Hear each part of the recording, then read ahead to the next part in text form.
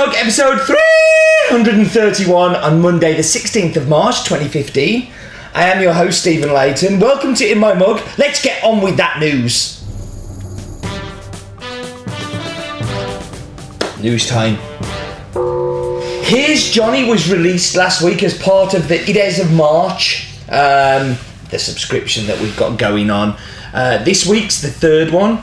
Fruit Bowl has also gone out. You can still sign up and save on how much these will normally cost you, but do it now. This is the last chance. And you'll get Here's Johnny, and you'll also get Perfettio, which was the week before. Here's Johnny is a really funky, in-your-face, natural extravaganza that you will have to try. This week's is another end of the spectrum, a super fruity, light and bright, but I think you'll enjoy them both. Well, at least I hope you will. Tamper Tantrum. I've talked about this before. It's a coffee podcast that me and my buddy Colin do. And we've revived our normal podcast with it. I know I told you last week to go and watch the Bolivia one, which you should definitely go and watch, which is the talks. But this one we're also doing some kind of more newsy type podcast type stuff. We have a special guest on this week's one from San Francisco, a guy called Nick Cho, who he's a hero. I really look up to Nick, and it's a really interesting listen if you're a coffee geek. So go to tampertantrum.com and go check up. You can also sign up on iTunes and stuff like that, a bit like In My Mug. And it's time for some feedback. Episode 331, I feel it's time to shake it up. But I really would like to hear what you would like me to do with In My Mug, what direction you would like me to take, what things you really like, what things you really don't like. You can do it through the normal channels of email, Twitter, Facebook, my face. Now, please tell me what you want, and I would really love to develop this. And that was this week's news. We should move on to Focus On. And for Focus On this week, I want to have a closer look at the varietal Canario.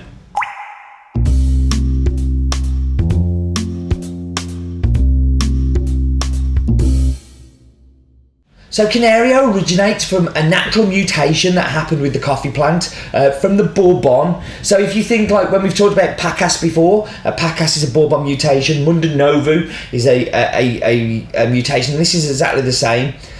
What they have noticed that this plant produces more than the parent Bourbon plant, and much more than the red. The yellow tends to be the higher producer. But like the yellow, it suffers because it's susceptible to pest disease, very spindly, open to the wind, it kind of makes it lose its fruit quite easily. And you really have to be careful where you plant Canario. It has very close links to, of course, Bourbon, but SL28, Typica and Cachoeira, as well as the other mutation ones, and produces what I think is an exceptional cup. One of the finest Brazils I've had is from the Canario varietal. It tends to be very typically sweet, lends itself very well to espresso drinks, a bit like the Bourbon part, and unlike Bourbon, it tends to have a little bit more acidity as well. And yet, that was Focus On.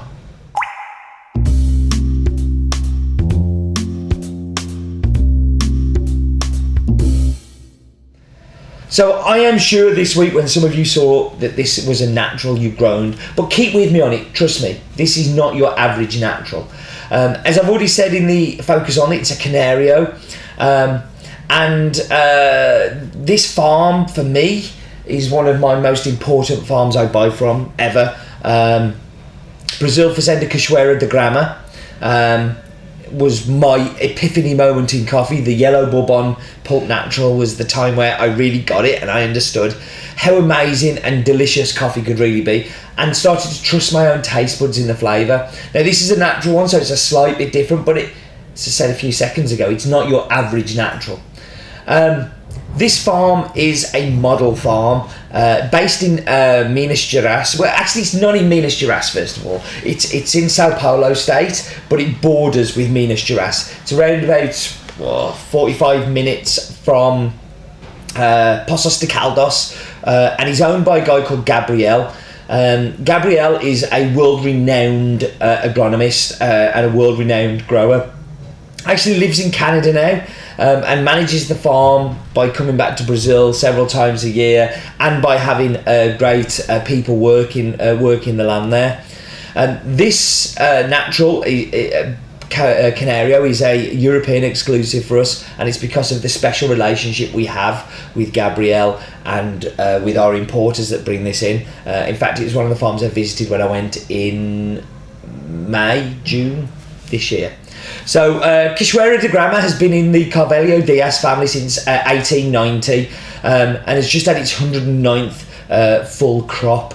It is in the Magonia, I'm sure I'm killing that, Magonia region, mountain region of Sul de Minas, located in altitude of about 1100 to 1250 metres above sea level. A natural process which is not unusual for Brazil. I think something like 90% of the coffees coming out of Brazil are naturally processed. This one is a little bit different, as it is a super clean one. The farm in total is 417 hectares, which is huge, but every farm in Brazil is huge. 165 hectares are coffee, and none of it is mechanised, so that is quite unusual. Because the topography doesn't allow any kind of mechanisation on the farm, because it's quite steep in parts and there's hilly bits, which is quite unusual.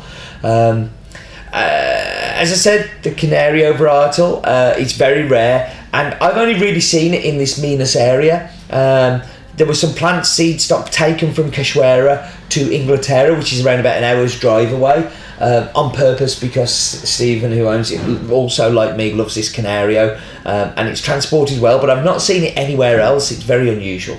So the figures: the country is Brazil, the region is Sao Paulo state, the Magonia mountain region. The nearest city is Poços de Caldas. The farm is called Fazenda Cachoeira de Grama.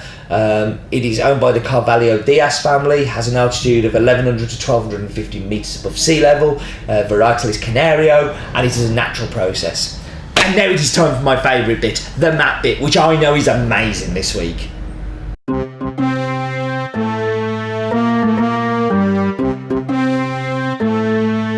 Hello, there I am.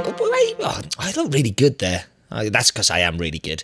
We're zooming up, we're zooming into Google Earth, and there's the UK, and we're going across the Atlantic and going to the country of Brazil. Brazil is too big. I hate visiting there because everything is a long way away, but I am looking forward to visiting because of the World Cup. Have I mentioned about that in the past? Hey, but let's look at Brazil. So Brazil has the longest beach in the world at 7,500 kilometres. I couldn't even run that. And I'm really good at running. We're going down to Minas Gerais. Minas Gerais is where some of my favourite coffees come from. I kind of do love this area. Although, kind of saying that, Cachoeira actually isn't part of Minas Gerais. If you look, it's smack on the border, and it actually goes across. But you can throw stones at Minas from here. So there's the farm. Just below where that drying patio is, the waterfall, which is Cachoeira in Portuguese, it means waterfall, is just below there. And there's an In My Mug I did a while back where I'm actually paddling in that waterfall. But we go down, and we can see there we've got drying patios, we've got the whole kind of houses that the workers live on. It's like a little village when you kind of get in there. It is a great farm. I really do love visiting there. But yeah, there we go. We're going to getting into that whole. This is the drying patios that we're outlining, and all of the outbuildings. It's it's really good. On one of the best Google Earths you can kind of get for a farm, that you can really see lots and lots of detail. But yeah, let's zoom back up and let's go up to there and let's go. That was the map bit. We do love a good map bit. Good map bits are things to behold, wonders to behold. But other wonders that should be held in high regard are Roland's daft facts.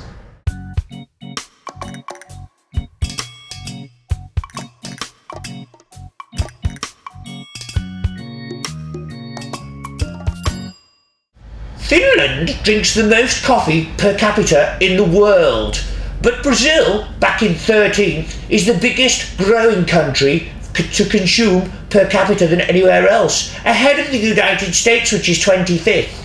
But they think they're a coffee producing country, but Hawaii, I don't think so.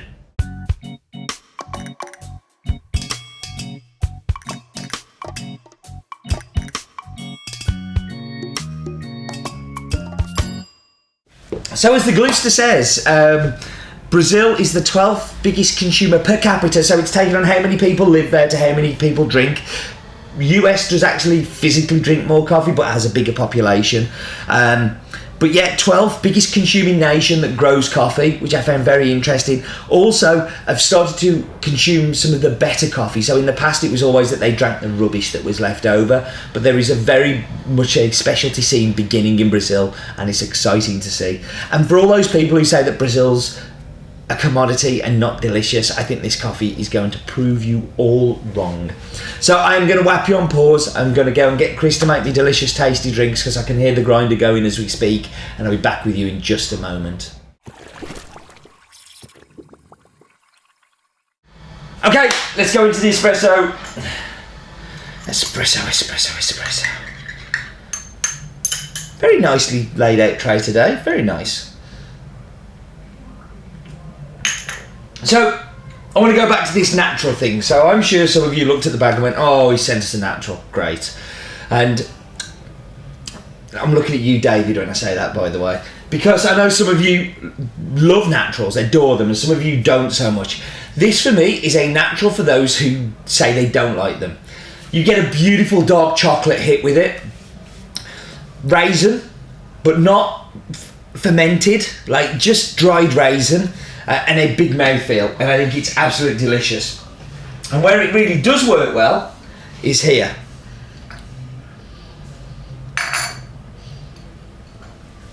So the sweetness of the milk coming together with that dark chocolate is beautiful. What it turns it into is like a biscuit sweetness. It's like it's just like a really dry but lovely biscuit type sweetness, and I think it really works super well in the milk. And after this, I'm actually going to drink the milk drink after. So, like, when I finish in my mug, I pick one of the drinks up, take it, and then start doing the bits that I need to do to get it all out and ready. And I normally pick up this one, if I'm honest, but I think I'm going to pick up the cappuccino this time, because that is delicious. Let's go into here before I make the final decision.